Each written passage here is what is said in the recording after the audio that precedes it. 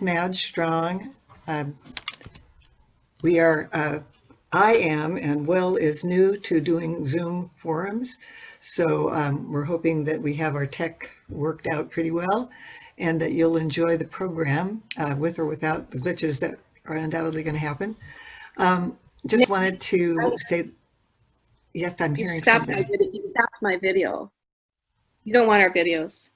I'm sorry. Yeah, that's right. We're trying to have less distraction on the screen. So I've been involved in Willits Economic Localization, which we just call WELL, for quite a few years. We've been around for 16 years. We work on all the different aspects of how to localize our economy and be as self-sufficient as we can here in our Willits community, which includes local food, energy and transportation alternatives, water conservation, emergency preparedness, local investing and enterprise, building up local enterprises, environmental and human health. And we recently also have been very involved in a wonderful Paint the Town project, which some of you probably noticed around all these fire hydrants and those K-rails and some of the trash receptacles. And once we're out of the pandemic restrictions, we're going to come back to beautifying Willits even more. So if you're interested in finding out more about WELL and other things going on in the community that relate to self-sufficiency and localization, urge you to consider joining WELL. And we'll have at the very end of this program, we'll have some links for how you can access our various panelists as well as WELL. So without further ado, I am going to introduce Michael Foley, who is going to be our moderator for the whole panel of very accomplished local foodies that we have here. Michael himself was formerly the director of our farmers market in Willits. He's been director of the Grange, well, it's not called Grange anymore, the School of Adaptive Agriculture, which was started by the Willits Grange. And he and his wife co-run Green Uprising Farm. And he is going to start out with some comments of his own, and then he'll be introducing our other panelists. So I'm now turning it over to Michael.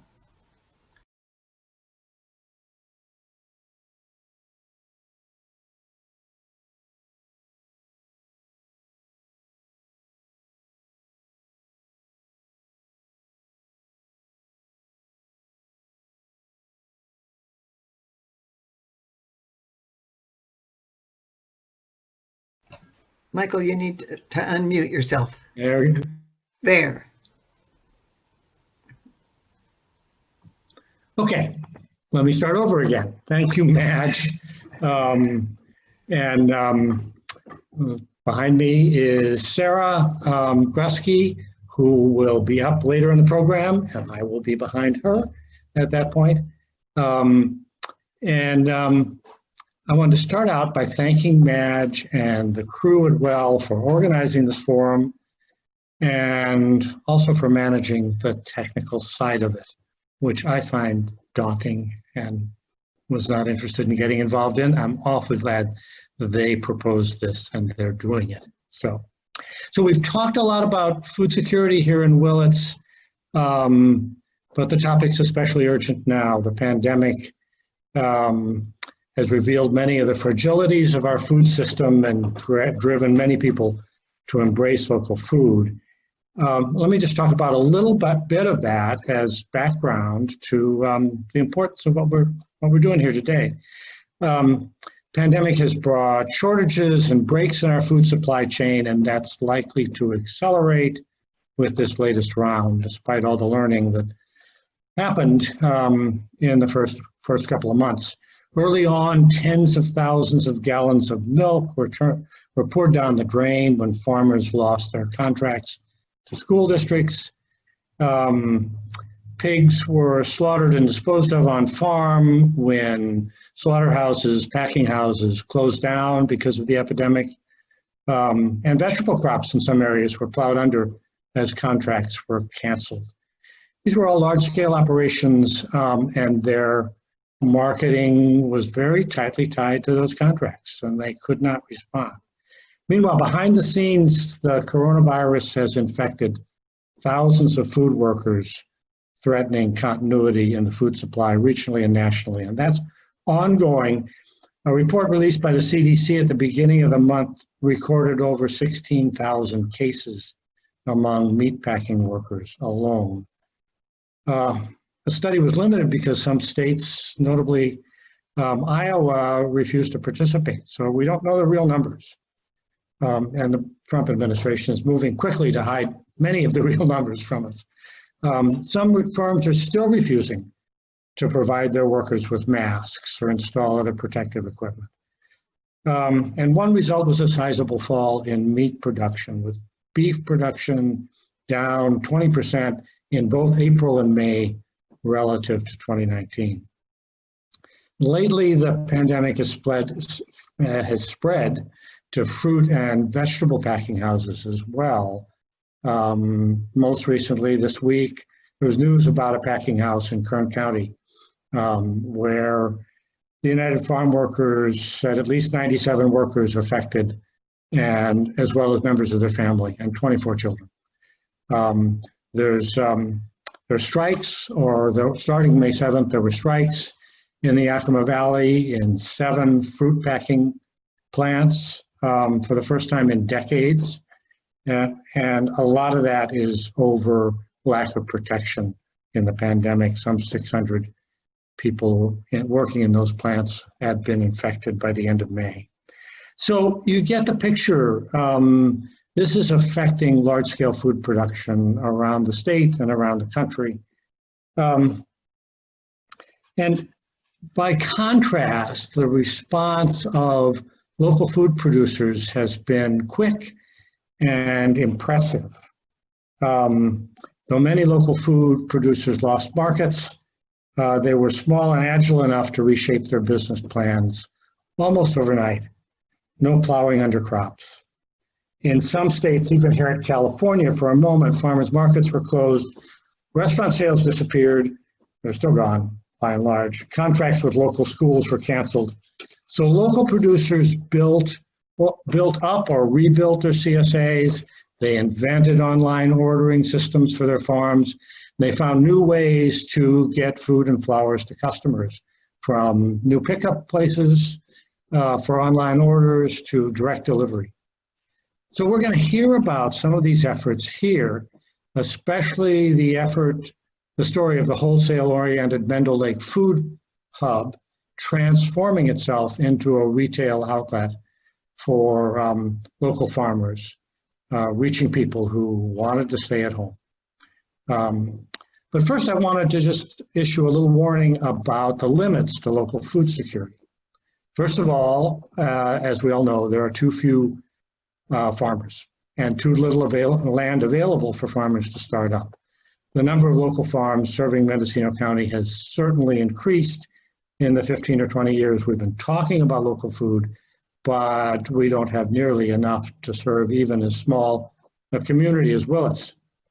Second, cheap food is still widely available. The pandemic hurt a lot of sectors, but large-scale commodity crops like corn, wheat, soybeans are still being produced, and those are heavily subsidized, and they're the basis for a cheap food economy.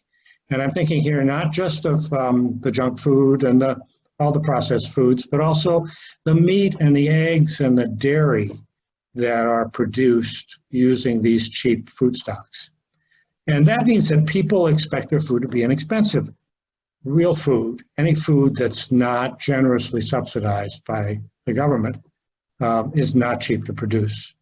And as long as cheap food is available, local sources will seem too expensive to many people, rich and poor alike. Finally, there are regulatory obstacles. I notice John Haschak is on the line, but this is not just directed at John. There are regulatory obstacles that we all need to be aware of. And again, we'll talk about some of these shortly, especially in regard to meat and dairy. But to give you a relatively trivial example, farmers markets and farm stands are heavily regulated in California, uniquely among states of the Union. And no, not for food safety, or not primarily for food safety. California's regulations have created a cumbersome certifying process that discourages small scale producers, the very smallest, and home gardeners from bringing surplus to market. A couple of years ago, San Francisco City and County legalized sales of produce produced on home plots. The California state regulations stay the same. If they're enforced, they would stand in the way of people doing that. So we're going to talk a little bit about what we might do about that at the end, because we're going to talk at the end about what each one of you might contribute to your own food security and to local food security generally. So let's go on to our presenters. I'm going to introduce all of them here and now, and then cue them in as we go along. We'll start the program with Caroline Radichy, whose energy and multiple talents sort of defy any kind of summary. She's a talented caterer, proprietress of Black Dog Catering. She's a mover and shaker at the Good Farm Fund.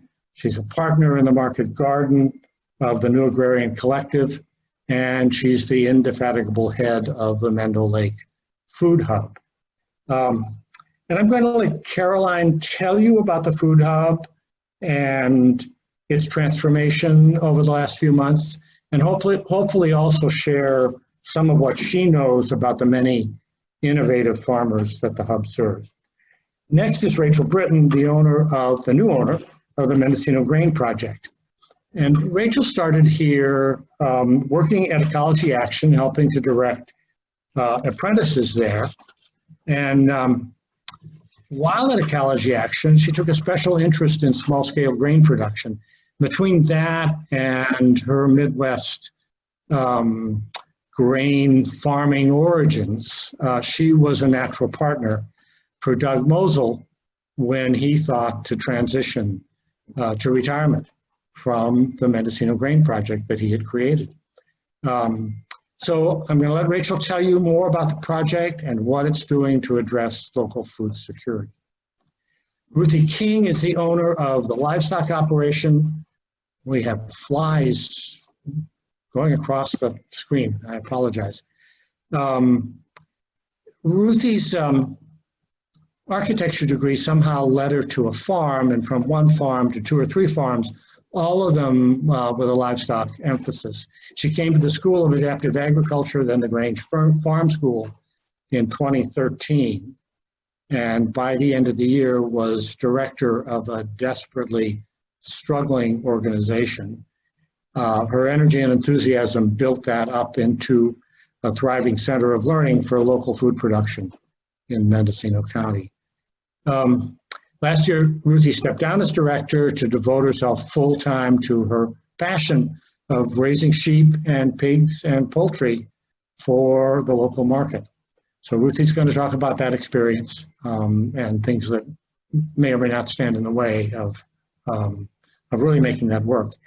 And finally, Sara Grusky, my wife and partner at Green Uprising Farm, created a dairy here on the farm 10, 12 years ago, starting out with a single cow and then moving to goat dairy, and now with a neighboring farmer with 3 cows producing a lot of milk for a growing dairy share. She's going to talk about why dairy shares are the way to do local dairy in California and some of the challenges that she's faced. She's also a passionate advocate of what we've come to call the Native American cornucopia. Those crops, corn, beans, squash, potatoes, and more that sustained indigenous peoples here and that they invented over several millennia. And so we're going to launch the final discussion among all the panelists about what you can do for local food security, with Sara reflecting a little bit about growing those crops. And finally, we had hoped to have Gloria and Stephen Decatur here to talk about their CSA. They were pioneers in creating a CSA in in California. But they were called to a family event, a good one, a happy one. So we're glad that they're getting away. I should mention that if you want to read more about the Food Hub and the Mendocino Grain Project, there are articles in our wonderful local food magazine, Holly Madrigal's Word of Mouth, this issue. And one more thing, I want to give a nod to the folks we've left out, our amazing local chefs and caterers and bakers and canners and brewers and fermenters and herbalists, all those people who produce the finished products that we eat and whose productions, by and large, are a lot fresher, a lot more nutritious, and a lot more wholesome than anything you get at the supermarket. So they too are part of the local food security, and they deserve our support. All right, so with that, I want to pass the baton to Carolyn Radichy and see what she has to say. Thanks. Hi, Michael.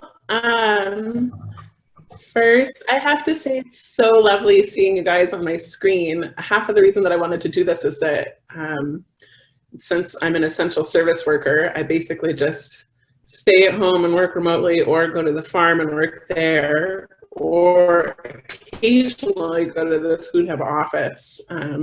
So I don't get to see you all very often, and it's so lovely seeing all of you. And I especially don't get to see you all at the same time. So about what we've been up to during the pandemic. I think a lot of you already know about the Mendo Lake Food Hub. I recognize a lot of the names of people that are on this audience, and so I'm not going to go too far into detail about what we used to do, and maybe just tell you a little bit more about what we're doing now. It has been a time of massive transition for everyone. At the beginning of the pandemic, we already were in a transitional period where the Food Hub had been like on the path towards becoming a grower cooperative, and we'd been working on getting to financial viability, basically, to be able to do that. And it has been a long and challenging road because all produce distributors have a very low margin and are barely profitable to begin with, let alone tiny produce distributors in rural Mendocino County. So we are several years old at this point. We were started in 2015 as a program of North Coast Opportunities as part of their food security work that they do. Patty Bruder has been like our mother of the whole program, and she takes care of so many things and has been so passionate about supporting it over the years, and it definitely wouldn't be where it was without her.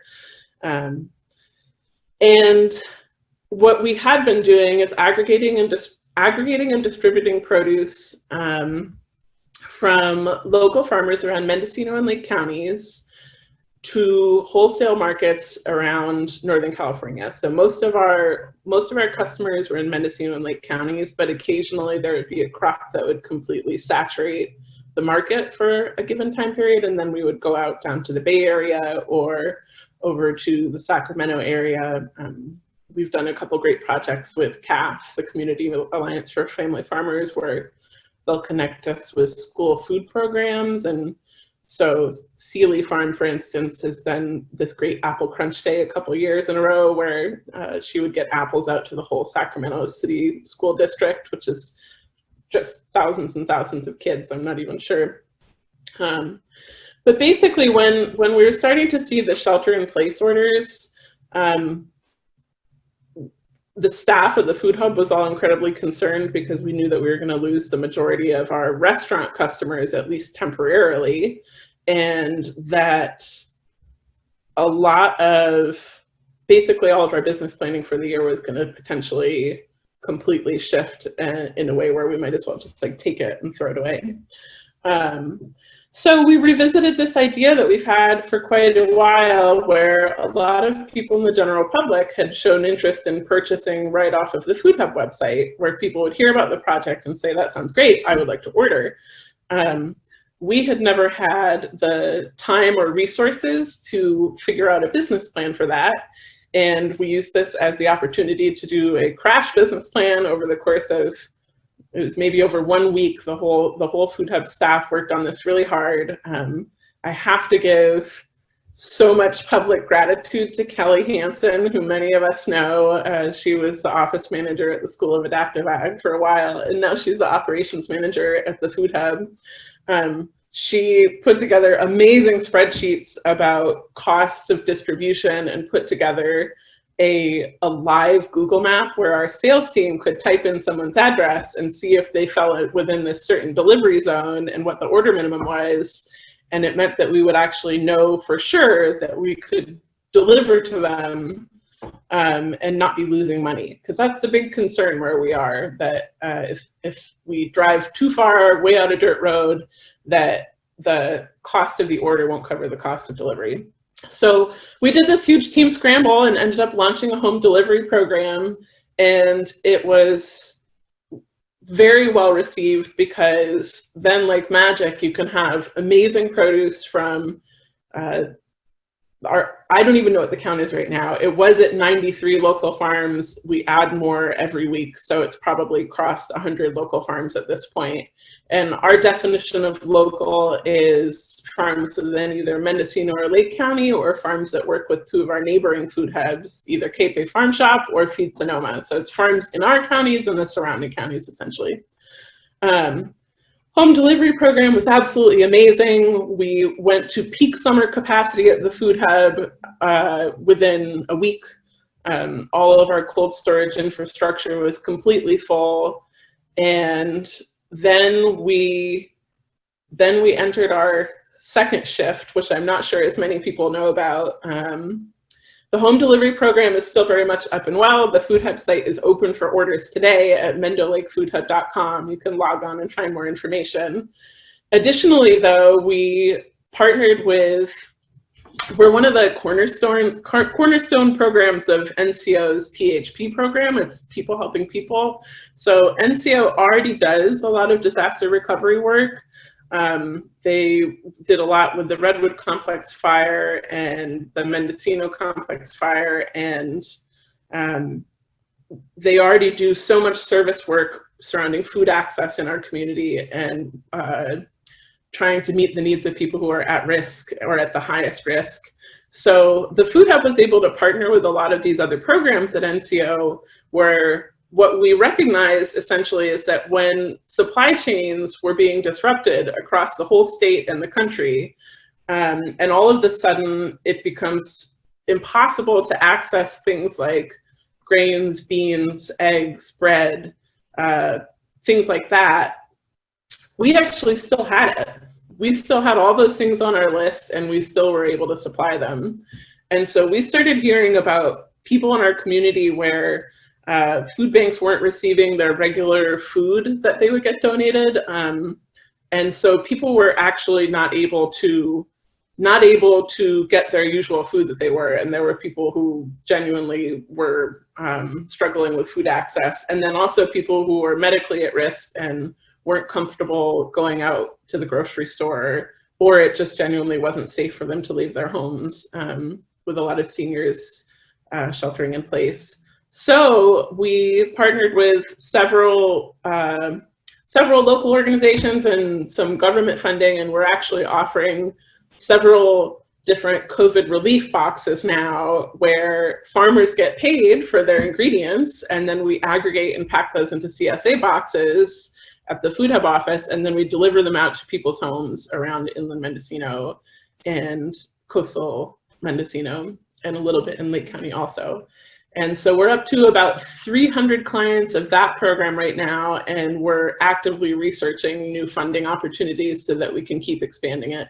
It's been one of the most impactful programs I think I've ever worked on in my whole career, and I think it represents the work of so many people and all of their careers also, where you see so many, like each farm has so many people that worked on it and has spent so much time getting it to where it is. And then you see so many people in the nonprofit sector. And so we have food banks and medical facilities and so many service organizations that are helping us connect to people who need these resources right now. And I've never seen a collaborative effort succeed in a way like this one ever. And I hope we can keep growing it. And I'm just so humbled to be able to work with it. So work on it. And so I'm really inspired by all of it. And that's it in a nutshell. That's like our little portion of food security right now. We're just scratching the surface of it, and there's so much more work we need to do, and it's incredibly, incredibly challenging, but the tiny little bits that we've tackled so far have been really wonderful.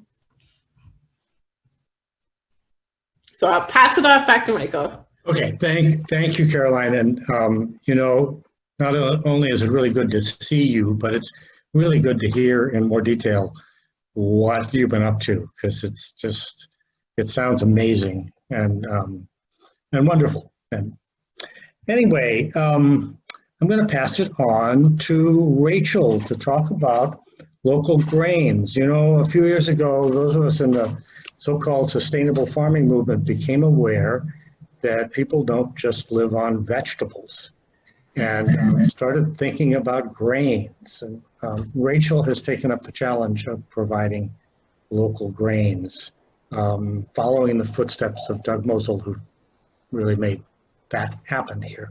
But Rachel, tell us about it.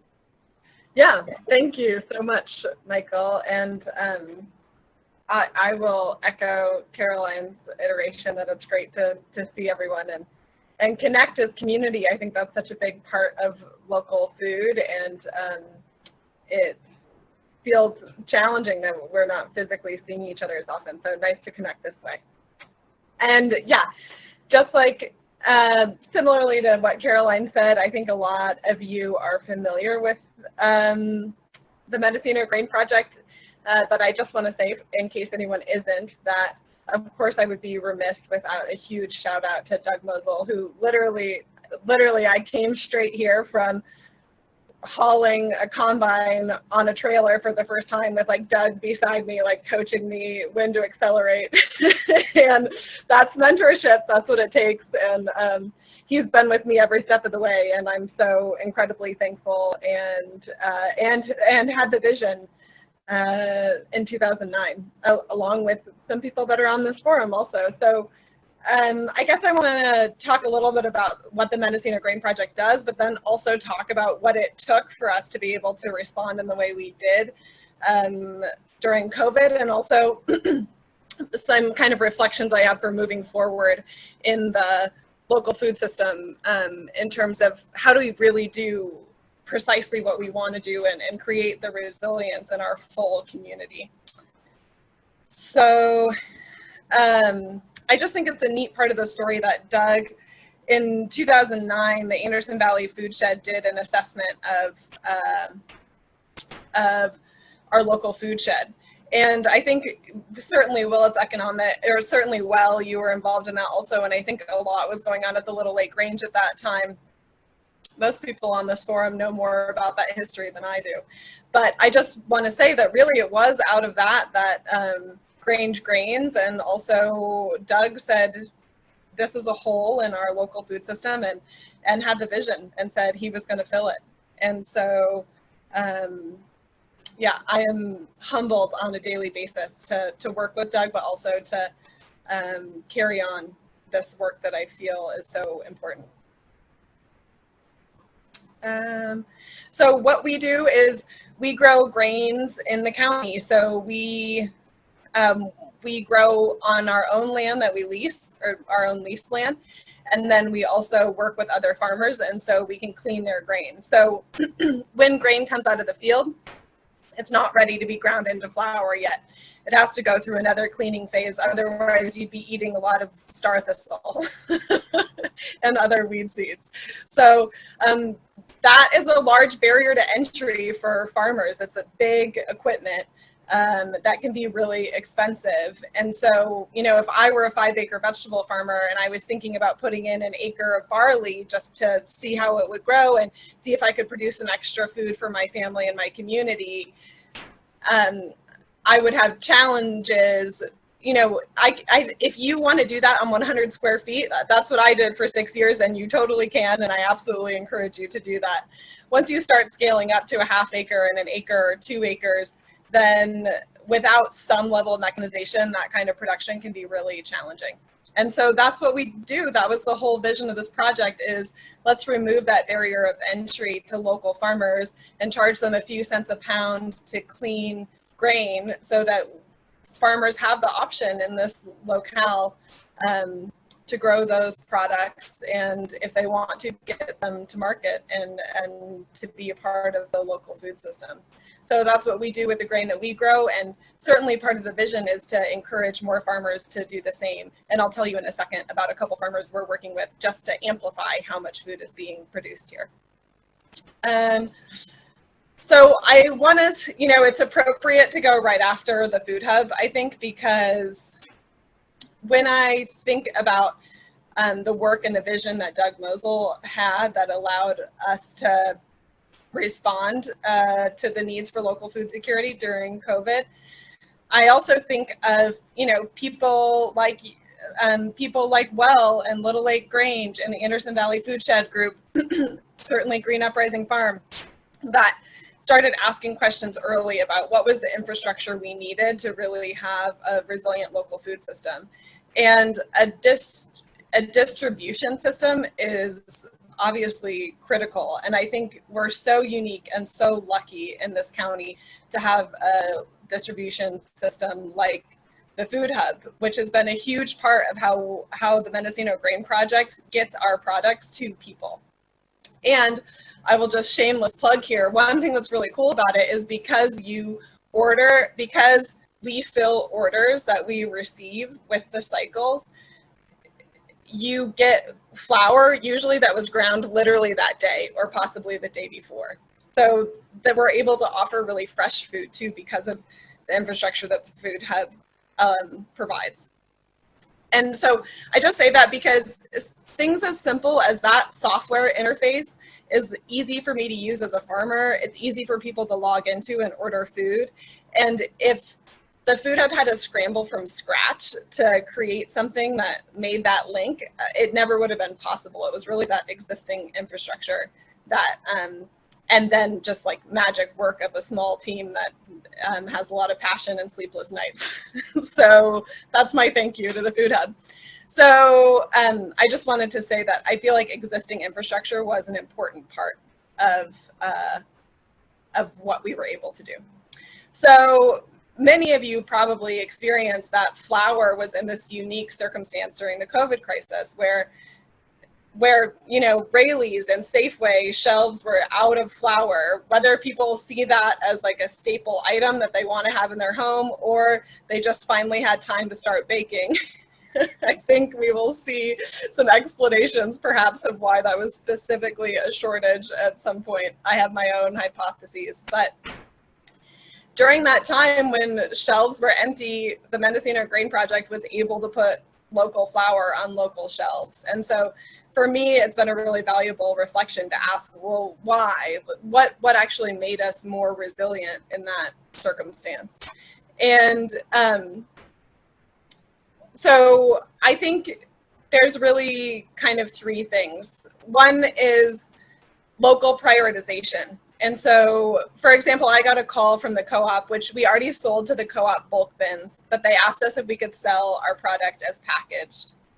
And they wanted us to do that because at that time, King Arthur Flour and Bob's Red Mill were, the messaging they were using for the co-op is that they were long-term out of stock. So what happened there, right? I mean, and those aren't huge companies by any means. And And part of it, I think, is local prioritization. You know, whereas Bob's Red Mill has however many orders spread out across the country or across the West, we're only dealing with retail outlets and selling direct in Mendocino County. And so the flour that we grow and we mill goes here. We don't have to sort of ration it among many accounts like all over the state or nation.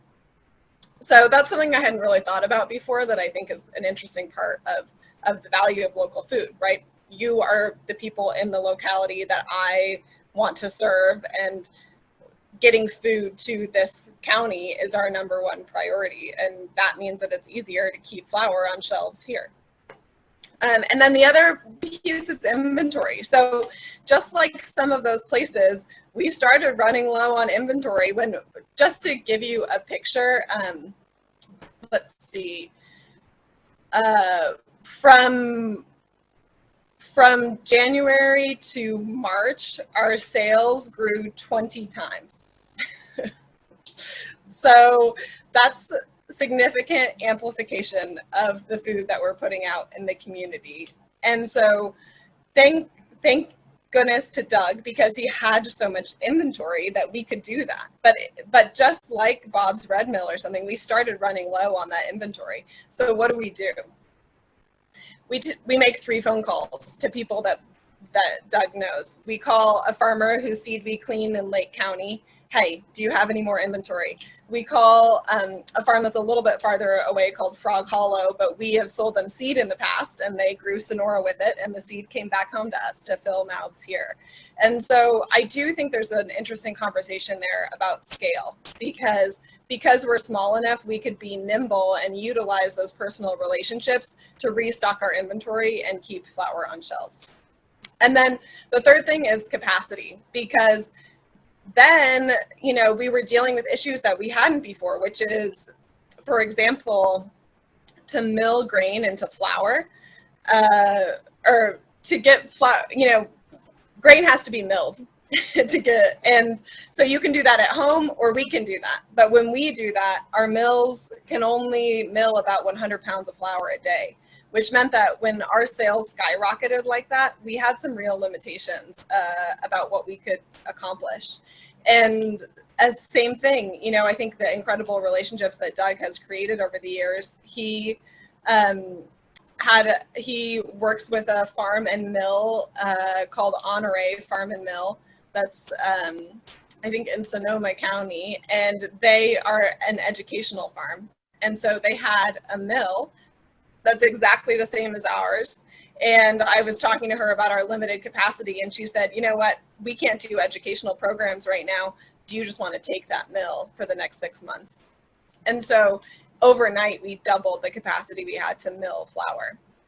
So I tell this detailed story, which is also covered in the word of mouth, just to say that when I think of like, what are the actual pieces that create the potential to be resilient as a local food system, these are the reflections that I've had, right? And of course, I think a theme that arises is that a lot of it is based on personal relationship, and also having a scale of business that, like you mentioned, Michael, can be nimble, because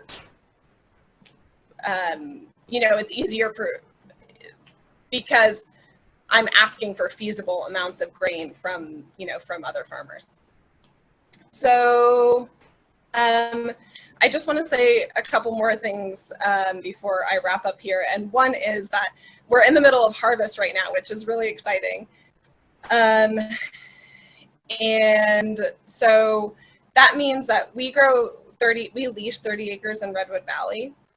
But certainly when I think of inventory and capacity, that's where I feel like we have room for growth. Just like Michael was saying, we're really scratching the surface in terms of, am I really producing enough calories to serve everyone in this county if we needed to? Absolutely not. So then the question is, how do we get closer to that? And I think grain is in a unique position to be more affordable because it's less labor intensive than meat and dairy, and because we're mechanized, you know, than meat and dairy and vegetables. And so I feel like that intention and responsibility. And so we have 30 acres, and I'm learning, I'm scaling up from 4,000 square feet to 30 acres. So when I think of capacity, that's something that comes to mind. Doug and I were talking about yields this year, and this will be familiar to some of you. In Jevon's book, there are different yields listed for beginner, intermediate, and master gardeners. And when I first started working with Jevons, I was like, hey, if I just do everything perfectly, just as the book says, I will definitely get advanced master yields. Which to anyone who's ever gardened before, that was wrong. So I'm feeling that way on the scale of grain too. And I feel a responsibility about it, because the more that we can produce in an ecologically sound manner, the more food there is in this community. And so that's something that I'm thinking about when I think about capacity. It's building my own skill set and also the skill set of other farmers. And then I also want to say, there's a lot of hay producers in this county, and hay land and systems translate really well to grain systems. And so there's an amazing farmer named Vincent Barney. Some of you might know him. He hays 500 acres in Covelo, Round Valley. And he has carved out 26 acres where he plants grain. And so we give him the seed. He does all the field prep and weed management. And then we come and harvest the grain, and we pay him per pound. And so, we grow 30 acres ourselves, and he grows 26 acres. So he's doubled our production capacity overnight with equipment and systems he already had, because we come in with the specialty equipment, being the combine, to harvest that. So I just want to put that out there as a vision for the future, that I think we do have the land and even the equipment infrastructure to be growing even more grain. So that's kind of a beacon of hope for me, because I think that also allows, it's also, we can do that within our own labor limits, because other farmers are actually doing the field prep and planting instead of me trying to steward 100 acres. So also, if you have land or you've ever thought about it, this is the moment. And yeah, I think that, and I just want to say, all of this kind of, how do we create enough food is even aside from, of course, all of the things about quality. And so, like I said, we're, being able to offer fresh ground to our local community, and also I think growing on smaller scale, like many of you know, allows us to grow older varieties that have a different gluten structure. So some people digest them differently, and maybe those yields aren't as high, but just like in a small scale vegetable farm or garden, because we're growing at a small scale, we can take the extra time to wait until the second half of the field is mature. Some of the things that big industrial farmers would need, we don't necessarily need. So it's kind of cool, I think, when we bring it home, so that the county is prioritized in terms of where our calories are coming from, but also it's awesome when that results in higher quality food that we're all getting access to as well. So that's my piece. Thank you, Rachel. That was wonderful, and I really appreciate your vision at the end of expanding and making this more available to more people, but also your reflections on why small is more resilient. Those were really valuable. So we all, many of us, most of us, continue to eat meat. And some of us, like myself, do it guiltlessly because we know where the meat's coming from. We know who's raising it, how it's being raised, how it's being slaughtered and handled. And we appreciate that kind of knowledge and that kind of work. And it really helps with the meat question. But the person who's best positioned to talk about raising meat around here is Ruthie King. So I'm turning it over to Ruthie. Thanks, Michael. And yeah, I want to maybe put a plug not only in for small scale, but also for diversified operations. And you might not necessarily think of meat as something that can be diversified. Like if I raise sheep, I'm obviously raising meat, but I've found over the past few years that there are so many businesses that can come from a species like a sheep. So I've done contract grazing.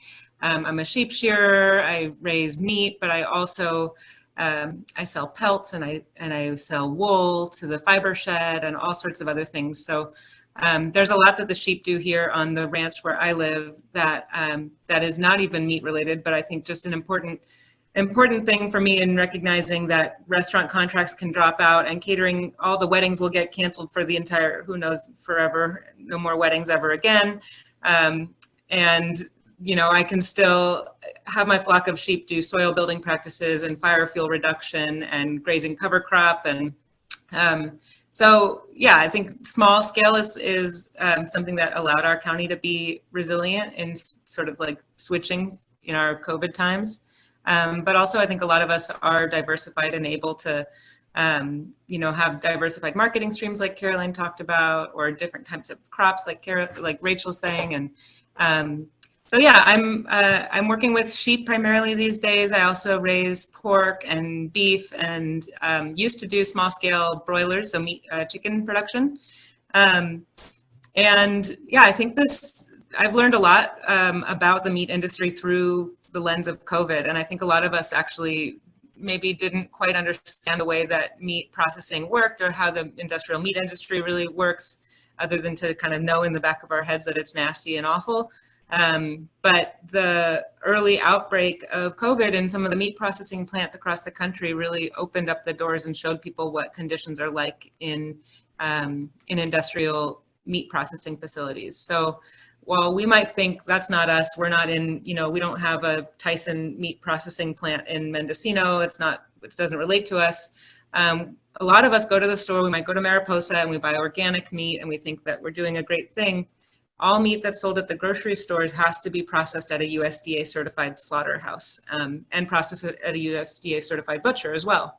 So regardless of whether you're buying conventional or organic meat, it has to be processed with that USDA stamp.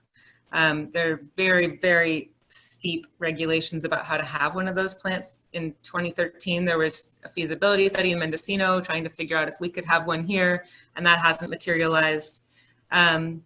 So, you know, these industrial style plants, the issue with this fragile meat system is that in the COVID context is that they're very close quarters. These are generally underpaid, marginalized workers, and the outbreak of disease in these plants really caused major shortages. So like Rachel was saying, we were seeing flour off the shelves. We also saw meat shortages in the grocery stores. But really the truth is that even before COVID, the meat industry locally it's really a fragile system. So for people who are looking for locally raised, responsible meat, if you're looking to buy like, you know, pork chops instead of a whole animal, which most people are used to buying, you know, buying enough for that week's meal or that night's meal at the grocery store, you're going to be looking at asking one of your local farmers or ranchers to be processing their meat at a USDA plant. So the closest one was Marin Sun. It was down in Petaluma. Yep, Petaluma, and they just privatized. So now they're closed for any meat producers who I had been using them, and that's not an option anymore. So now the closest one I have is 2.5 hours north in Eureka. It's pretty far.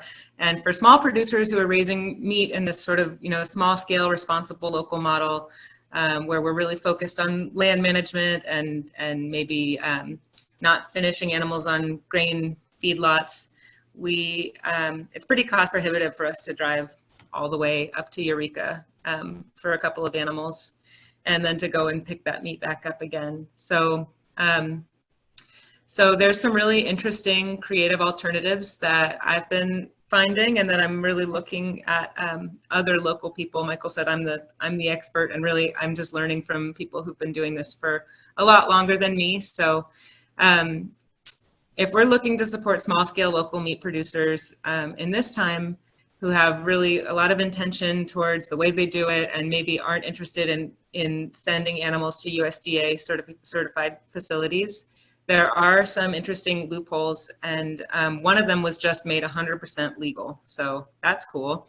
Most of us operate under, in legal gray areas, and we're small scale and try and fly under the radar. And I think Sarah's going to identify how that works a lot of the time, and sometimes it doesn't. So, it's a lot about risk management for us when we're at this scale, and we're trying to find those loopholes that make it possible for small scale producers to get meat to market. So what I've started doing, and other people are doing as well, is what you might think of as freezer beef, or buying a side of beef, or buying a share in an animal. And so the technical term is custom exempt processing. And it's really a very cool way to get access to really great meat when there are shortages at the grocery store, or you're only able to find certain cuts, or whatever it is. This is a way for you to buy in to a whole, a half, or a quarter of an animal, and you can custom butcher that however you'd like. So it's a great way to have more, just like more of a direct relationship with not only your rancher. You're getting to meet your rancher, you're getting to talk with them about the different options, and really directly, all of the money that you spend goes directly to them. It's not a huge portion of it that gets sent off to the USDA. So it's a really nice direct relationship you can have with your rancher. It's also a really direct relationship you can have with the animals often, and with the way that it's cut and wrapped. If you're a small family and you want, just individual chops versus like you like to have, I was going to say dinner parties, but no one's having dinner parties anymore. But maybe you have a bunch of kids or something and you want to have a rack of lamb instead of individual chops. You can customize everything. So in 2018, a new law was passed called AB 2114, and it allows for on-farm slaughter of beef. And currently it only applies to beef, but it basically means that you can buy a share of a whole cow, and so a whole, a half, or a quarter cow, and that animal can be slaughtered on site and not have to be trucked to a USDA slaughterhouse. So you might be thinking, that sounds like a ton of meat, and it is a lot of meat, especially with beef. A whole beef, when we custom slaughter beef, it comes out to something like 400 pounds per cow. So what I've really been inspired by is all of these families and neighborhoods that are coming together, buying into a share of an animal and then splitting it and sharing it with family members, sharing it with friends or neighbors. The infrastructure that is needed for it is a chest freezer, and I've heard that there's been a major shortage in chest freezers in the area too. So that's an interesting little challenge. People are looking all over for chest freezers, and I'm on these different email threads, people letting you know where the chest freezers are in stock these days. But a lot more people are buying chest freezers and really doing this direct relationship with the rancher and with their meat with custom exempt. Our county is one of the counties that also has an exemption for small animals, so chickens and rabbits, where if you raise fewer than 5,000 of them per year, you can slaughter them on site. So like Sisters Ridge is a great example of a farm that raises turkeys and chickens, and they do all their own on-farm slaughtering and packaging. So it's really, I think, a great way to focus locally and really work directly with the farmer or rancher. And right now, like I said, it's only legally actually available for beef and chicken and rabbit. But the sheep industry and the pork industry, we're kind of working through how we can get this to work directly for lamb and for pork as well. So those are some opportunities that I see. I've seen a lot of the meat producers who have lost restaurant accounts and catering accounts switch to direct and online sales. Food Hub currently doesn't have freezer capacity, so we're not able to do distribution through Food Hub. And really, that's a big missing piece that I've identified loudly on a lot of Food Hub Zoom calls. But we don't have really adequate freezer capacity in this county, and it's out of range for every single meat producer to have their own walk-in coolers for aging meat, and then freezers for inventory. And we're fortunate to have small organizations that give grants. So like my business got a grant from Good Farm Fund for chest freezers for inventory. I also got support from Grateful Gleaners this year for fencing for my sheep. And without those kinds of subsidies, you know, like it's a drop in the bucket, but those really make a huge difference when I'm selling meat that's being compared to the price of meat at Safeway, where the subsidies, like Michael identified, are astronomical for the grain that they're being fed, and then just the externalized cost of having large scale industrial meat production.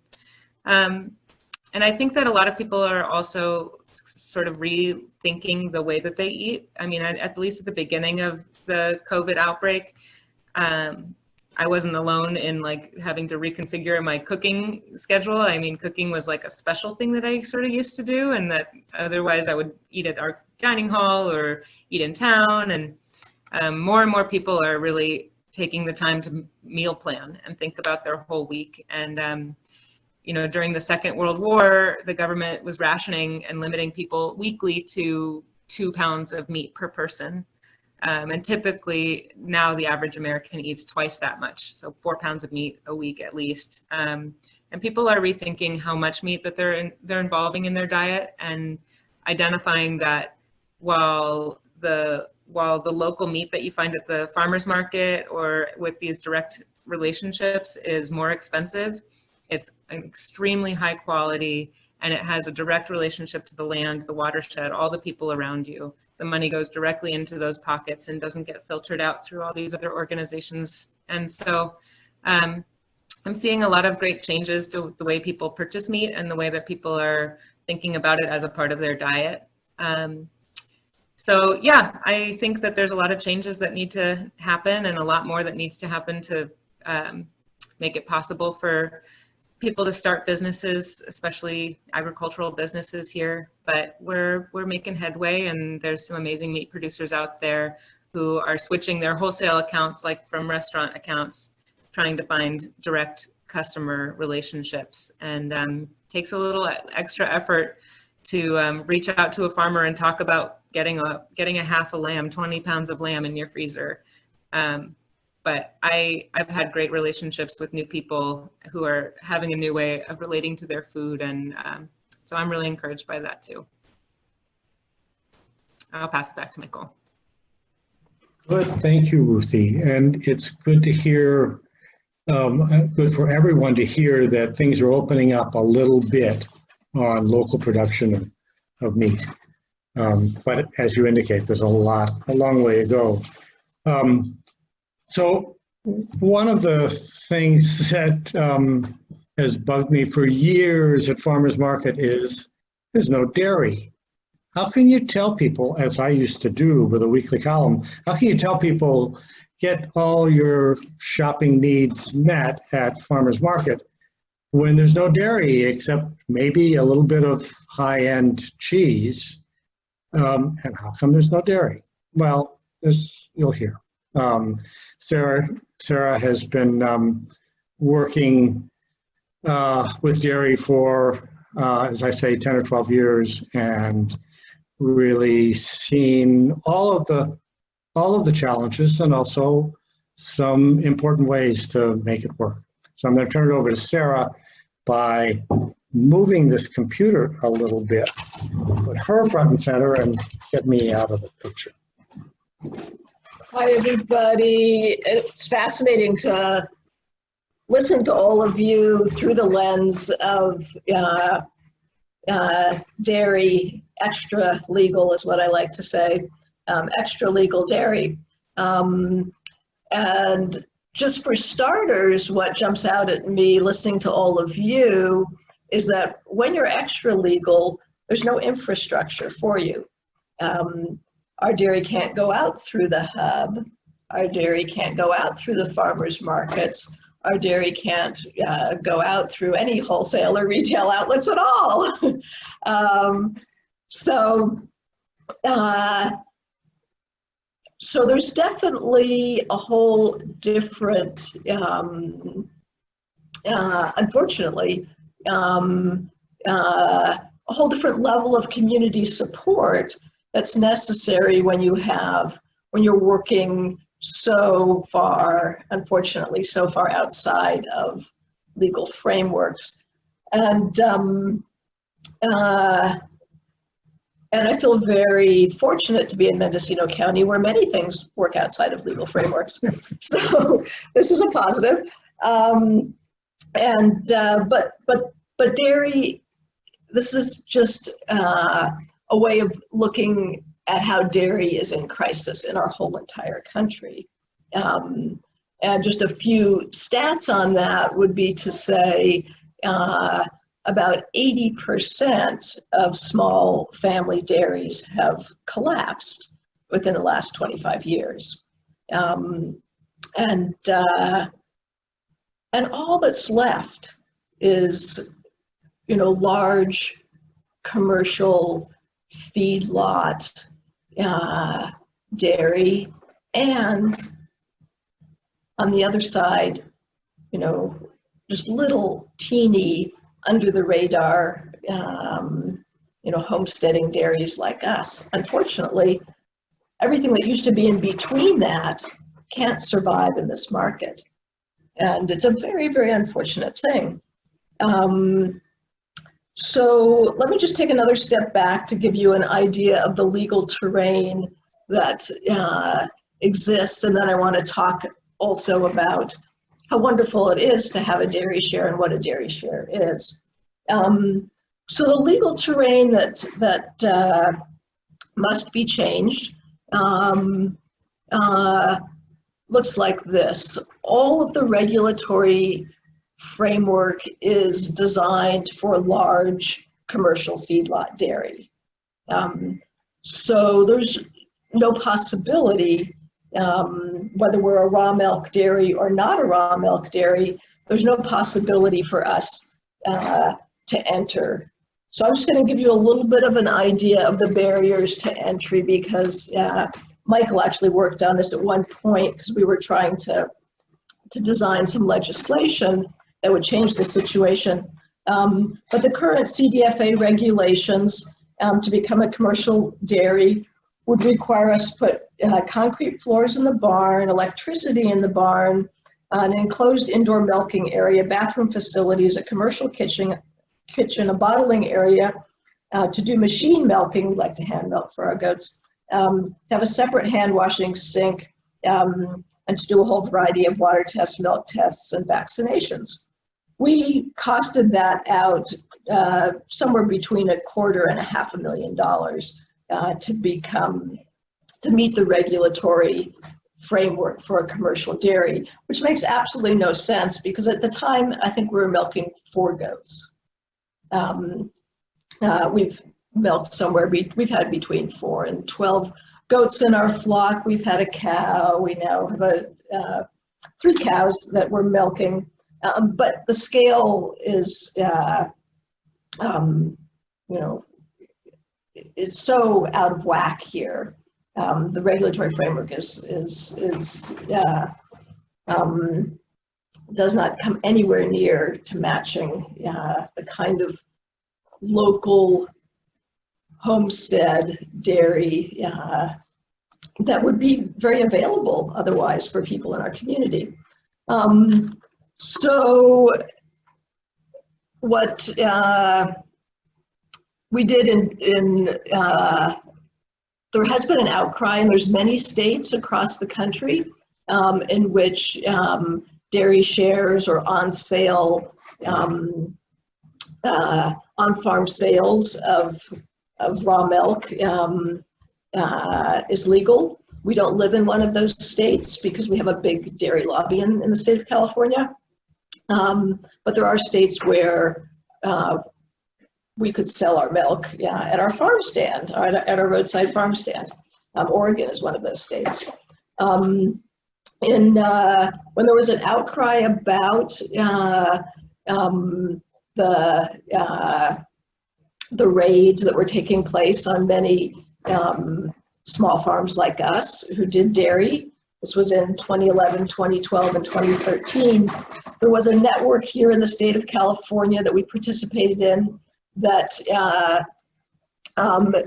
prepared some legislation that would legalize small scale home dairy. I believe that the proposal was for 3 cows or 15 goats. So very small scale we're talking about.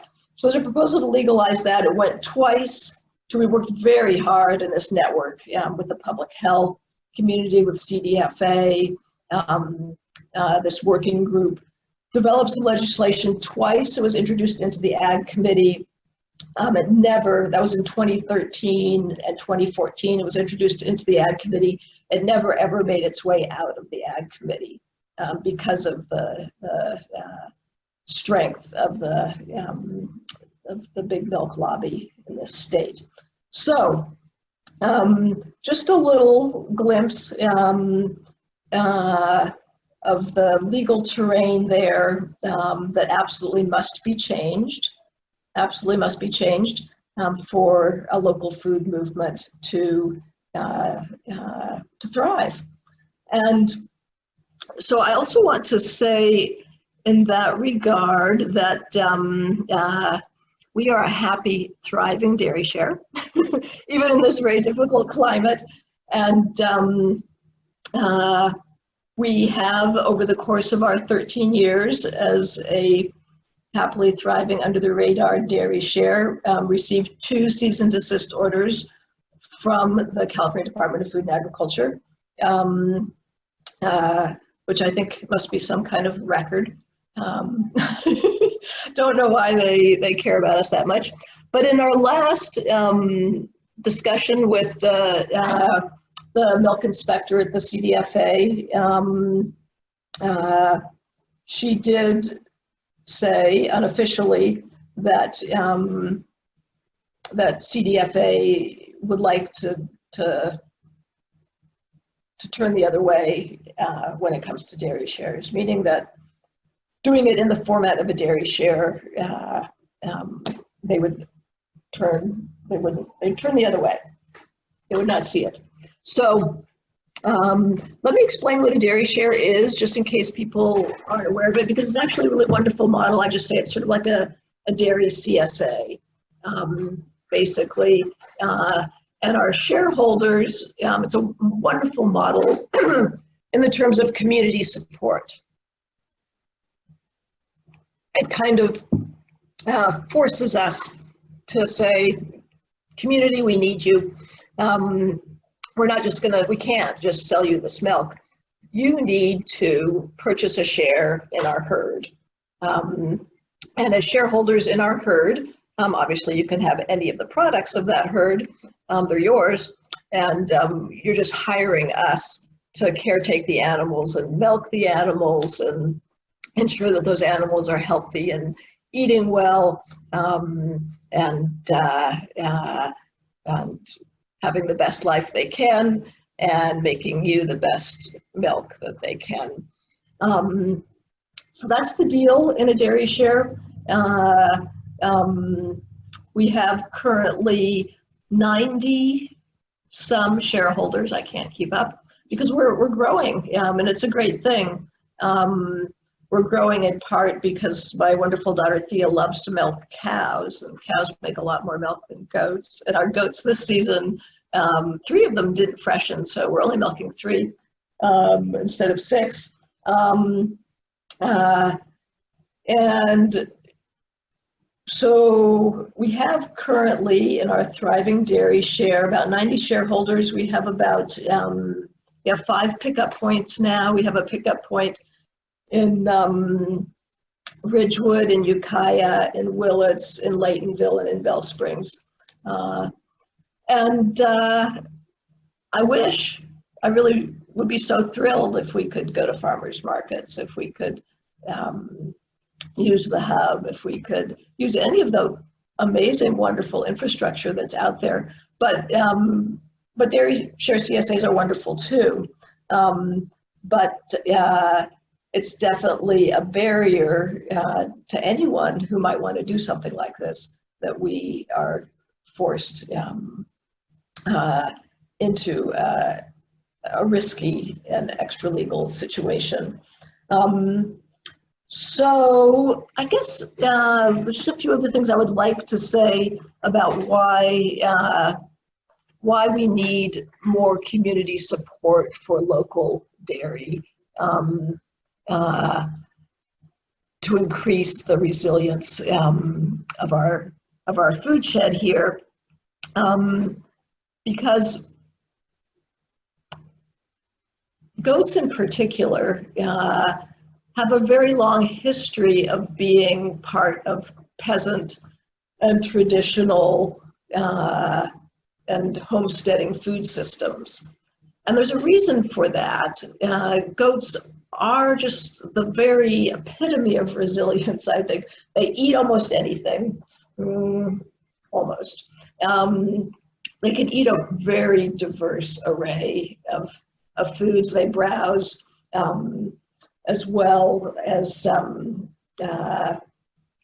eating grass when they have to.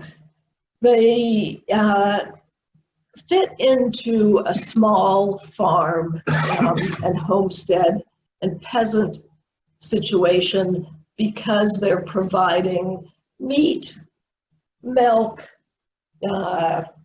manure. They're providing, in some cases, fiber as well. And they tend to integrate into a homestead or a small family farm many, many different functions. So your goat can, eat the waste from your kitchen garden or from your, in your compost. They're also creating compost for you through their manure. They're clearing brush, extremely important in our situation with fire, but they're also keeping your, the blackberry and the poison oak down in your different gardens. So goats fit into, because of their small size, because of their resilience, because they're very independent creatures, and they give a lot and they don't take very much, because they really have their own minds about things. They're rebels. So I'm a big advocate of goats and their role in a small family farm or a homestead. For all of those reasons, I think they contribute so much to community resilience. And I just want to tell a story, two stories, I guess. One story about goats in Greece. So in Greece, goats are really integrated into village life. And I think this is what we need to do here. Every neighborhood or every, couple of blocks in a village or town, there's people who have goats, and everybody in the community contributes to their care. We'll take them, over to clear a field or bring them cuttings from their plum trees or their olive trees or whatever to eat. So everyone contributes to feeding them, everyone contributes to getting them out to graze, and everyone gets some of their milk. It takes a village to raise goats, just like it does to raise children. And then everyone has access to their milk and their cheese and their yogurt. So I think these models are tell us directions that we need to move to for greater food security. And I understand, dairying is a very, very labor-intensive thing to do, because 365 days a year, sometimes twice a day, sometimes once a day, you have to milk those animals, no vacations. I always tell people that the goats don't understand federal labor law. There are no vacations and there's no holidays and there's no Christmas off either. So you have to have a village, you have to have a community. You can't do this without people helping, so that you can periodically go away and have other people milk the animals. So let's see, what have I neglected to say here? I guess one other thing about why we need community dairy is because this is a very accessible, it could be a very accessible source of exceptional nutrient-dense food. And you know, this is not what we have in our supermarkets, because the dairy in our supermarkets is something that's completely unrelated to healthy raw milk dairy. What's in the supermarkets, you know, has been homogenized and pasteurized, and oftentimes, you know, it's milk that has been fed, you know, grain-fed and full of antibiotics and all the rest of it. But milk from, you know, one of the amazing and miracles of being a mammal is milk. And it's made especially for our newborns to build their immune systems and to give them nutrient-dense food. And this is an exceptional, amazing thing. So, as you know, I'm all about milk and dairy. And I feel very strongly and passionately about finding ways to integrate it into our village life, our community life, and clearly we have the capacity to do that. So I want to shout out to bringing the Goat Festival that was in Anderson Valley here to Willits. One of the organizers of it now lives here in Willits. We need goat festivals. We need more networking and support for people who want to do small scale dairy. And I think that there's a lot, I think unfortunately, because of the regulatory framework that we have to face, dairy can get forgotten. It gets forgotten in the farmer's market. It gets forgotten often because we are sidelined due to the regulatory framework.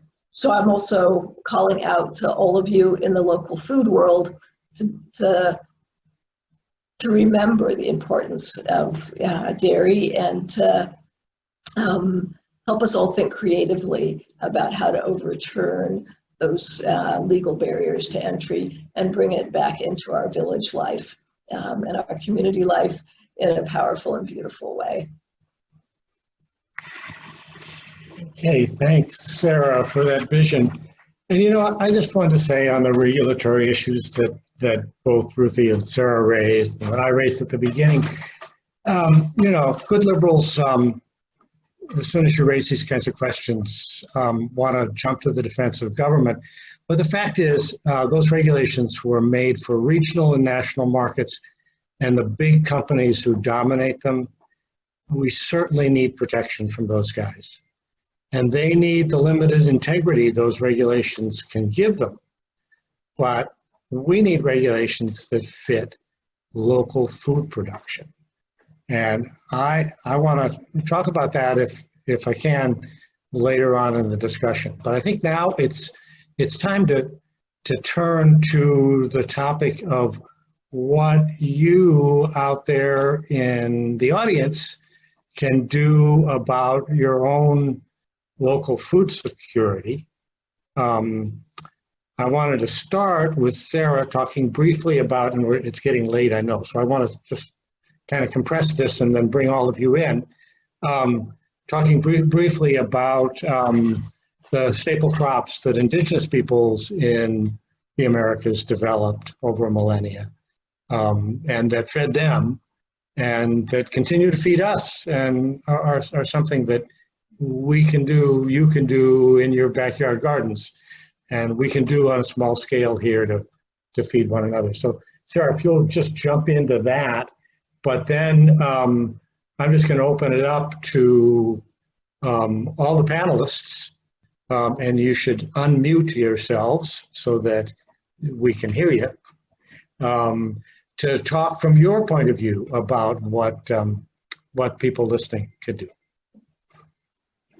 So I'll just say real quick that in addition to goats and milk, what excites me is poking bean seeds and corn seeds and winter squash seeds into the earth, and watching that miracle happen, because the power of those seeds, the power of the food, the high caloric food that they produce is extraordinary.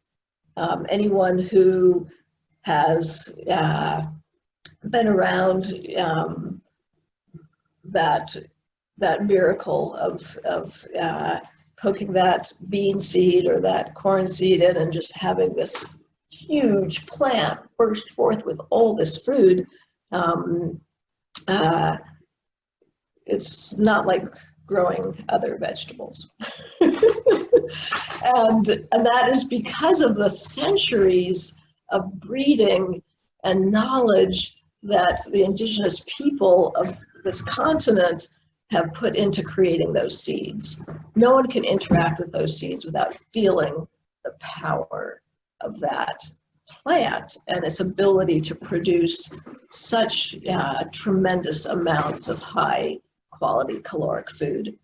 So I also find that those gardens, corn and beans and squash and sunflowers and all of those things, those gardens, I believe, have a healing power. That is, all gardens have a healing power, but those gardens have an extraordinary healing power because the plants are so extraordinary. And just taking it all the way through, you know, the whether it's corn or potatoes, these are sacred plants in many, many cultures, and taking that all the way through the processing, which can be done on a small scale level, you know, to the food on your plate. It is a tremendous thing. To me, it always feels very different to eat something that fills my belly in a solid way versus a salad. But I love salads too. So anyway, that's my short summary of why we should have lots of Native American horticulture gardens to build our resilience and food security. Maybe build on that, Rachel. You could talk about those 4,000 square feet. Yeah, you know, I mean, a thought that I have there is, I mean, certainly I resonate with the things that you're saying, Sara. The really, I don't know if spiritual is the right word, but the spiritual experience of growing a staple food crop that's really producing like a large portion of your calories from seed to plate. It's a beautiful experience and unique to many, even avid gardeners that have been gardening maybe your whole lives. So I would absolutely advocate for that as well. And I will say, because goodness knows I have done it, that, you know, even the cleaning process, and it's all very beautiful and connective. And when I think of relating that to the work that I do now, I do think that a key component, I think Ruthie mentioned diversified systems, and I think, you know, that's certainly an intention of the Mendocino Grain Project over the years to, you know, next year we're going to be adding beans and hopefully our first plot of large-scale quinoa production. So I think diversity within the systems is important, but I think the other kind of diversity is kind of scale of local production. And so I do think that the first step in local food resilience is your backyard, and including some staple crops like Sara's talking about, and that I think is totally, it should be demystified. It is not overly challenging, and just like Sara said, it's super satisfying. Those crops are huge. And then, you know, and then the next step out is the Mendocino Grain Project. You know, maybe we're producing more of those things so that if you have a crop failure, then you can buy it from someplace local. But if we have a crop failure, you have what's in your backyard. And then I think there's even a third step with the distribution of the local, of Mendo Lake Food Hub, who has connections to adjacent counties that can bring other staple crops in. So I think those levels of redundance is a really important part of resilience in our local food system, but it starts in your backyard. I was just going to jump in really quickly if no one else is. I really love this thread from Victory Gardner over in the chat box.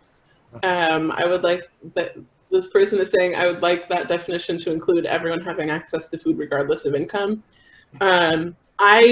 Just a side note about adding gardens as part of food security. I think that people and relationships are actually just as critical to food security as everything else, and that's what's at the core of all of this. Apart from all the like rosy stories about the fun things that the Food Hub did over the last 2 months, it's also been a regulatory nightmare on par with what Ruthie and Sara are talking about, where the regulations that the government has are absolutely not. I'm talking about the federal government that I have a particular gripe with. They're so out of line with anything that any farmer falls in our county. Well, not any, there's maybe like one that would meet it. And it's maybe a handful in all of Northern California that would meet these regulations. And so my natural next step outside of work when I'm not at the office, just my own personal next step is that political disobedience is my next step of like, well, I don't give a shit about regulations. I'm going to do what I know is right and that I don't care what the government says. And if you're going to do that, but still have food safety and ethics and nutrients and care about the environment, what that really hinges on is relationships that like, I know Ruthie and I know Rachel and I know Michael and Sara personally, and I value those relationships as part of my life. And I think that's what living in a small community is really all about, that we have to know each other and take care of each other at the core of all of it. That's my rant. Yeah. And yeah, I mean, in terms of the cost and finding ways to make this all affordable, it's so important to recognize how much of that food dollar that you're spending is not going directly to the farmer, and that buying directly from the farmer can make things so much more affordable, that cutting out all those regulatory, all those loops that I have to jump through, all the hoops and all of the people that take a cut out of that dollar that you see on the price tag. It's just like, it's that switch of working directly with the farmer that can make the cost drop down so far. And Annie also mentioned trading, and just that having those relationships developed is what can really make this food accessible. So I think that this moment with the pandemic and with our whole world being sort of flipped upside down in terms of what is open and how we access things, and how we interact with each other, I just think it's a moment for us to question convenience and all the things that we took for granted, as, you know, how we spent our time and how convenient it is to go and buy your groceries for the week instead of thinking about your season-long commitment to feeding yourself. And so I think that we're renegotiating those levels of convenience for how we spend our time and how we spend our resources and how we can access things that are really good for us that are not conventional. So I think it's a really radical, pretty impressive moment. And I think Caroline's right that, like, if you have direct relationships and you have trust and you know that people have ethics and the standards that you're looking for, then, you know, our supervisor, I think, left, so we can just say, go for it, do whatever you need to do. Yourself. He's not a cop. I think it's also about just asking your friends and neighbors, are you doing okay? Do you know if your next door neighbor is still employed? Do you know if they can pay their bills right now? And if they can't, what do you have that they might be able to, what do you have that they can help with? A lot of the people that are farmers that I know right now are offering all kinds of sliding scale rates and just pay what you can, or donating all kinds of food that they're growing. And I think the most important thing we can do for food security is emphasize the open dialogue between the people that we live with, to make people feel comfortable and accepted about whatever needs they might have right now, because everyone has such a range of things that are coming up over the course of the pandemic. I want to go back to Victor's comments. Annie just called attention to his questions and comments. And one of the first things he said that I saw, and it's very hard to see where I am with this setup, but was he was so glad that we were talking about gardens and gardening. And, you know, one of the things Matt Trudeau on the coast with his Victory Gardens for Peace tells people over and over and over again is that during World War II, 40% of American food production was in small gardens.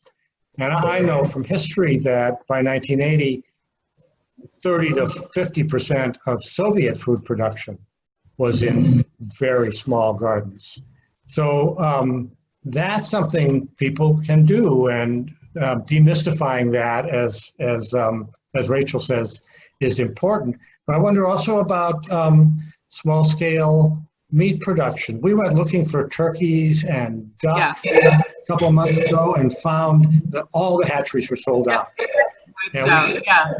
So we got them locally from people who were raising turkeys and ducks. Same thing with pigs, but you can do it. But you might need some handholding to start with.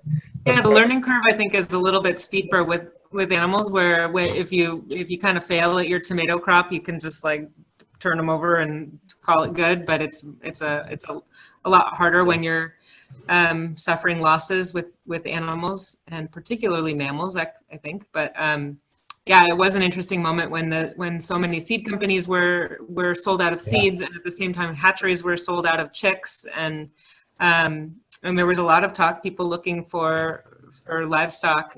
For me, I'm a little bit anxious about people getting in without doing the learning, and or having a mentor like Rachel kind of identified, because it can be done in really kind of cruel and inhumane ways. So there's a lot of there are a lot of great resources online and forums and neighbors, and finding people around you who have livestock to work with them and get some ideas for how to hold up your end of the ancient contract, where we are keeping them safe and keeping them fed and really meeting their needs, and in exchange we're reaping the benefits and harvesting them at the end.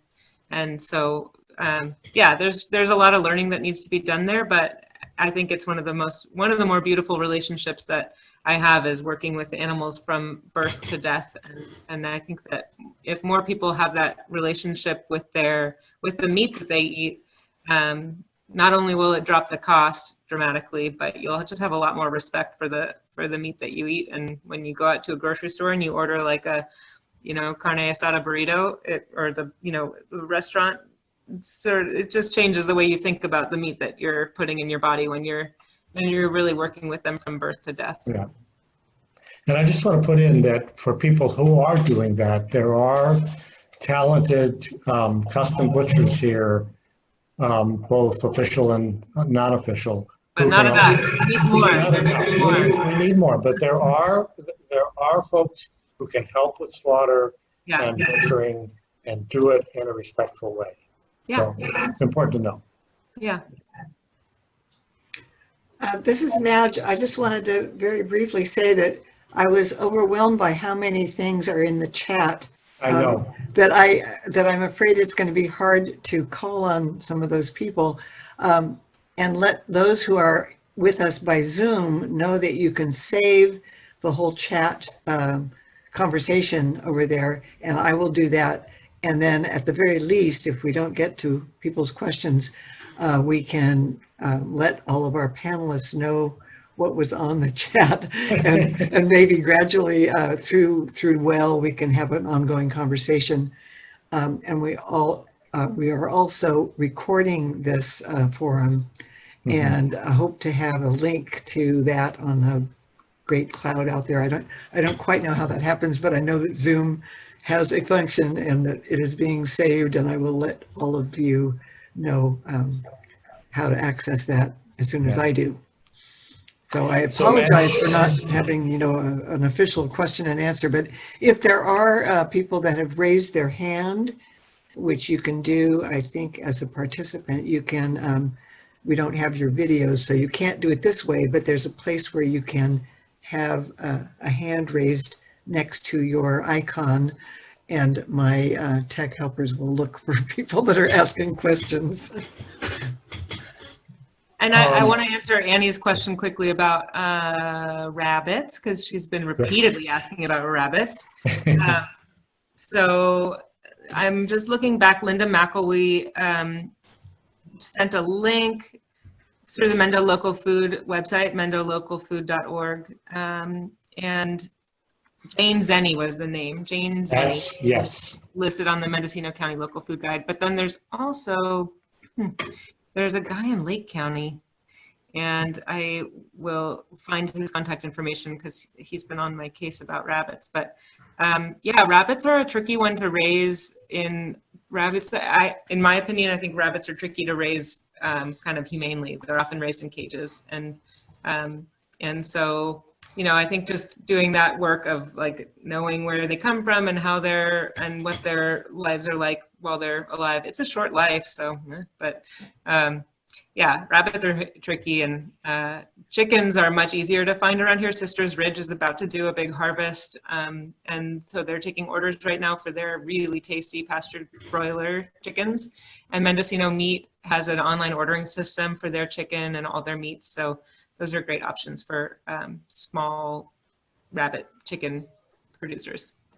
Yeah, Ruthie, what's the name of the Heritage Animals Association, American Heritage Breeds Association? Anyway, look for them. A woman at Whole Earth News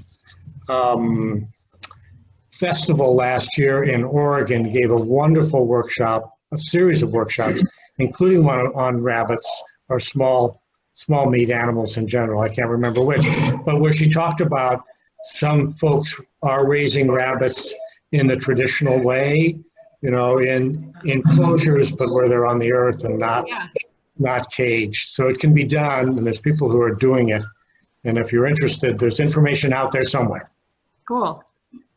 Yeah, good luck keeping the rabbits from digging out. That's what I learned. Yeah, there are tricks, but yeah.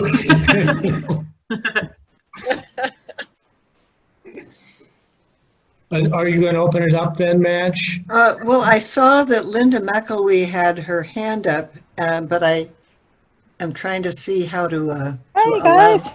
Yeah. Hi, Linda. We can't see you, but please ask your question. Thank you. Oh no, now you're on mute. Whoops. Let's see. Linda, you're on mute. Okay, can you hear me? Nope, just went off. Let's try again. Yeah, that's great. There. Okay. Hi, everybody. I feel like I have a double on because I'm on the computer and the phone. Can you hear me now? Yes. Okay. So thank you so much. How wonderful. I love it. What a wonderful conversation. I have enjoyed everything I have heard. Really, really rich.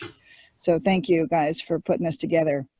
I guess I just wanted to say that, let you know that as far as Anderson Valley Food Shed, one of the things that we're gearing up to do is go back to another print version of the local food guide. And so we're going to be gearing up towards this fall to have something hopefully by the end of the year printed up. And so I'm just kind of putting a pitch in to all of you to kind of help us. We'll be reaching out to you to help us kind of envision what we want that to look like, this next version, and get your input and help us connect to any farmers that are out there that we want the most robust version that we can have to help link people to local food so that they can find out introduce them to the farmers and where they can access local food. So really, that's all I kind of really wanted to add in there, is that somehow, and I would just say for Ruthie and the Farm and Garden Show too, and that these roles, and Matt Druno and what he's doing at Victory Gardens, and just the education and outreach piece too, of helping people to think about these things and access. I feel like there probably could have been easily hundreds of people on this call today that was of interest, I'm sure, beyond I mean, 29 is a great number, but we would have, I think that's the beauty of Zoom these days, is that we can reach a whole lot more people. So I hope that now that this is recorded, if we can help, once there's a recording that might be shareable, that we could share this with others so that they could see it in the future, we could leverage it. So thank you. Yeah. Thank you. Yeah, I'm excited for a printed guide. That's great news. I want to just put in another plug for Live Power Farm. Maybe Michael, do you want to do that? Oh, well, I don't know if I'm the person to do it, but yeah, Live Power Farm has, one of the pioneers in the CSA movement, the community supported agriculture, and they have a very special model where the CSA members are actually owners of the farm, and the farm has a land trust associated with it that guarantees it's going to be kept in agriculture forever. Gloria and Stephen have been at it a long time, and they have been working on succession plans to get somebody in there doing it. But in the meantime, they are still doing it, producing boxes of food, of produce weekly for members in Willits and Colo and Ukiah and San Francisco, where they got a lot of initial support through the Waldorf network. So, yeah. And it's lifefarm.org, I think. This is both a shameless pitch, but also a big thank you to them, because they have started to distribute optionally our flour with their CSA. And I just think it's a good example of the relationship that we're talking about, that, creative kinds of distribution, and also just that farmers working together, that we can, like that, it gives us access to people who really want our product, and it's easy for us because those distributions are already happening. So I just think that's a cool story, and a big thank you to all of their incredible support. They literally just rescued Doug and I on Friday, stranded on the side of the road with a trailer in Covelo. So community runs deep.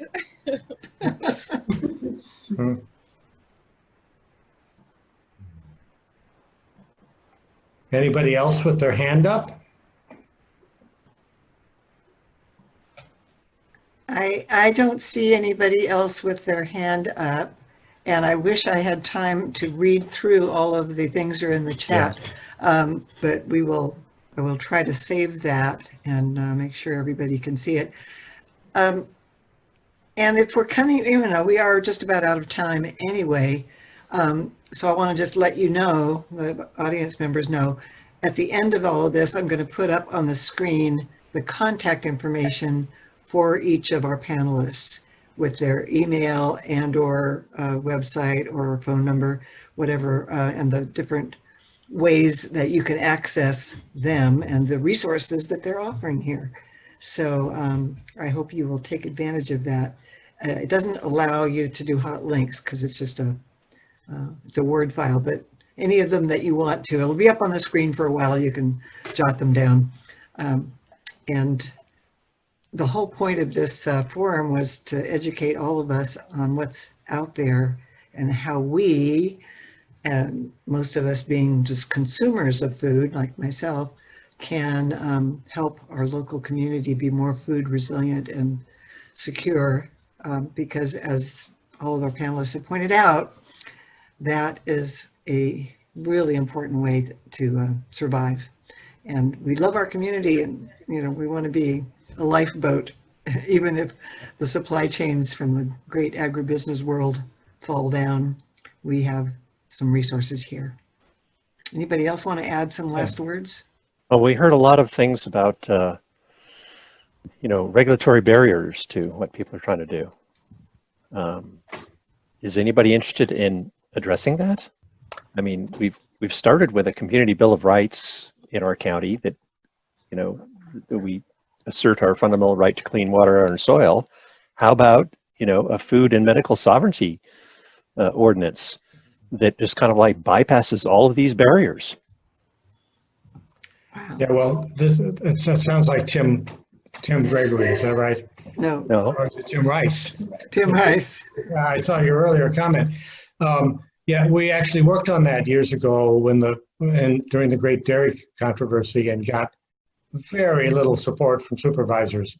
But it's not a bad idea. But the other idea that I wanted to lay out there at the end is that we should let the members of our local food policy council, which has a website in the NCO website and meets monthly and considers things relevant to food, let them know that the top priority for us is that the regulations get scaled to our scale. That's probably a dangerous recommendation because they'll make mess of it. But at least the Food Policy Council should know that that's a priority, because most of what the State Food Policy Council and the local food policy councils across the state work on is trivia. And I think Sarah's already told us that Sarah's experience points out that if you go the regulatory framework, you're spinning the wheels. You're gonna have to do it. It's gonna have to come from the people. It's going to be an initiative process like we did for Measure S and our Community Bill of Rights. Yeah. And going to the supervisors, no, they're not going to help, because they've taken an oath of office that effectively forces them to support the status quo. So, takes a team of really avid volunteers to go that route, and I think it's a great idea. Yeah. But got to start putting that together with lots of volunteers. We made a huge step in 2014. We could do it again if we get some people together. Yeah. Good. Okay, anybody else? Thank you all again for participating and plugging in and writing comments through the chat thing, and especially to the participants, and for just wonderful discussion from various points of view, but all converging in important ways. And again, thank you, Madge, for putting this together. Well, thank you, participants. That was I was just blown away by all that information and enthusiasm and the context that together you really laid it out there. Thank you so much. Yeah. All right, I'm going to put on this closing screen how to contact these folks. And thank you for all the people that joined in, and we will try to have a recorded version that other people can take advantage of. So thank you again. Thank you. Bye. Thanks. Bye. Bye.